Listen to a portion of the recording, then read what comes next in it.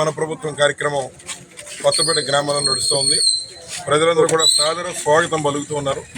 ముఖ్యంగా ఏదైతే ఈ రాష్ట్రంలో ప్రజానాయకులు ఎవరైతే రాజకీయ నాయకులు ఉన్నారో వారికి ఎన్నికైన తర్వాత మళ్ళీ మా ముఖం చూడడం, మమ్మల్ని పట్టించుకోవాలనేటువంటి నానుడు ప్రజల్లో ఉండేది.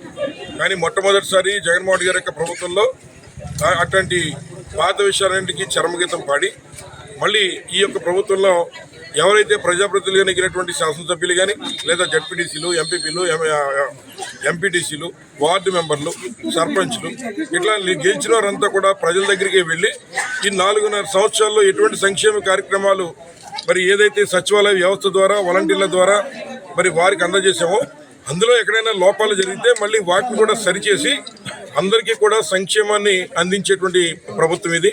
ముఖ్యంగా మరి గతంలో ఉన్నటువంటి పరిస్థితులను పూర్తిగా మార్చి ప్రభుత్వం ఒక రూపాయి ఇస్తే ఆ రూపాయి కూడా కింద ఉన్నటువంటి ప్రజలకు చేరే విధంగా ఎక్కడ కూడా అవినీతి లేకుండా డీబీటీ పద్ధతిలో మరి రాష్ట్రంలో 2,35,000 కోట్ల రూపాయలని ఇవాళ ప్రజలందరికీ కూడా ఇచ్చినటువంటి ఏకైక ముఖ్యమంత్రి ఈ రాష్ట్రంలో జగన్మోహన్ రెడ్డి గారు.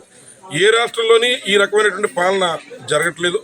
అలాగే కేవలం మరి సంక్షేమం ఒకటే కాకుండా అభివృద్ధి విషయంలో కూడా మరి ఏదైతే అభివృద్ధి విషయంలో మరి ఉన్నటువంటి హాస్పిటల్స్ కానీ అదేవిధంగా ఉన్నటువంటి విద్యా వ్యవస్థకి రాష్ట్ర వ్యాప్తంగా 44,000 కోట్లు ఒక సంవత్సరానికి ఖర్చు పెడుతూ మరి ఉన్నటువంటి యువతరం మీద ఈ డబ్బంతా కూడా స్పెండ్ చేయడం, రాబోయేటువంటి కాలంలో వాళ్ళంతా కూడా ఈ యొక్క రాష్ట్రాన్ని ముందుకు మొదటి స్థానంలో నిలబెట్టడం కోసం మరి ఇక్కడ ఉన్నటువంటి విద్యార్థులందరూ కూడా తయారు చేసే విధంగా, అలాగే మరి ఏదైతే వైద్యానికి కూడా ప్రత్యేకమైనటువంటి నిధులు కేటాయింపు చేసి మా కొత్తపేట నియోజకవర్గంలోనే 2 హాస్పిటల్లో మరి మళ్ళీ కొత్తగా రెనోవేట్ చేయడం, మళ్ళీ రీకన్స్ట్రక్ట్ చేయడం, అట్లాగే పిహెచ్సి బిల్డింగ్లు ఒక 3 బిల్డింగుల్ని మళ్ళీ అవి కూడా మళ్ళీ రీకన్స్ట్రక్ట్ చేయడం, ఇలా సుమారు 12 కోట్ల రూపాయలు ఇక్కడ వైద్యాలయాల మీద జగన్మోహన్ గారు ఖర్చు పెడుతూ ఉన్నారు.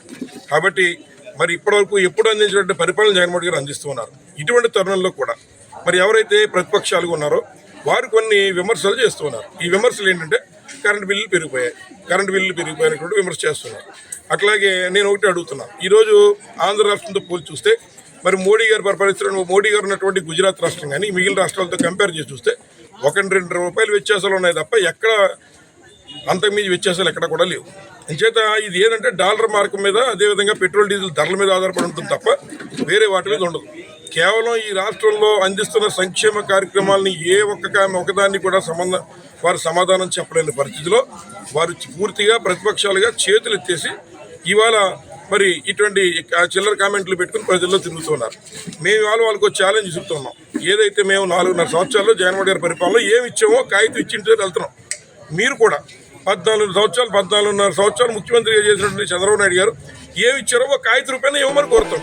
ఆ 2 ప్రజలు వాటికెళ్ళి వాళ్ళ దేవుడి దగ్గర పెట్టి ఎవరు బాగా చేశారో వాళ్ళని నిర్ణయం తీసుకుంటారు.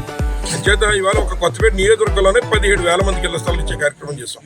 ప్రతి ఇంటిలో ఒక్కొక్క మహిళకి ఇంటి స్థలం ఇచ్చి మహిళలందరినీ కూడా లక్షాధికారులని వచ్చేసేటువంటి కార్యక్రమం ఇవాళ జగన్మోహన్ గారి ప్రభుత్వంలో జరుగుతోంది. రేపొద్దుట ఇక్కడ జరిగేటువంటి యుద్ధం పేద ప్రజానీకానికి పెత్తందారులకి మధ్య జరుగుతుంది.